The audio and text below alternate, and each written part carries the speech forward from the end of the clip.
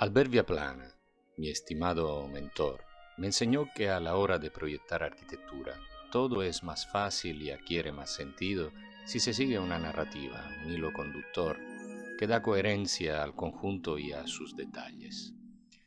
Hice tan propia esa lección que la he llevado también a la pintura.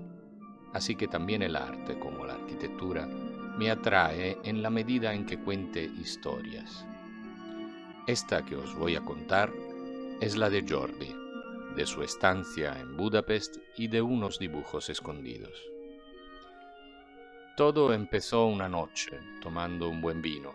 Hablamos de esos garabatos que los arquitectos dibujamos encima de las paredes durante las obras. Murales rupestres en que los detalles constructivos reemplazan las escenas de caza. No los borramos, se quedan ahí escondidos para siempre, detrás de un revestimiento o hasta la siguiente reforma. Las veces que me he topado con ellos siempre ha sido una sorpresa agradable. Me he quedado largos ratos mirándolos y tratando de entender el detalle y a qué parte del edificio pudiera referirse. Cómo los dibujos rupestres fueron dirigidos en su momento a la gente de ese lugar y tiempo, pero guardados en las paredes durante años, a veces siglos, se convierten en restos arqueológicos, mensajes lanzados desde el cosmos o metidos en botellas y tirados al mar. Jordi llevaba un mes encarcelado en el Cosmo, un hotel de 5 estrellas en Budapest, para llevar a cabo un proyecto fotográfico que la misma cadena hotelera le había encargado.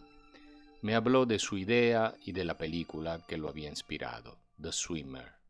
Dirigida por Frank Perry y protagonizada por Burt Lancaster, la película narra la historia de un nadador que decide recorrer un valle poblado por lujosas villas, nadando a través de sus piscinas. Como el nadador, Jordi decidió retratar Budapest recorriendo sus famosos baños termales, sus fuentes, piscinas y, en definitiva, contando la íntima y arraigada relación que tiene esta ciudad con el agua. Me lo imaginé en Albornoz todo el día, paseando por su lujoso hotel y de balneario en balneario. Me recordó otra película, Lost in Translation, en que Bill Murray se pasa buen rato en Albornoz atrapado en el tiempo y perdido en la traducción de un idioma y de una sociedad a la que no pertenece. Entonces Jordi me llamó desde Budapest y me contó que había visitado el edificio en construcción en que se alojarían sus fotos. Me dijo que había visto esos grafitis en las paredes y que había pensado en mí. De ahí salió la idea de pintar esos muros y de dejar constancia de su paso por ese lugar con dibujos y pinturas que quedarían encerrados en revestimientos para siempre, o al menos hasta su próxima reforma.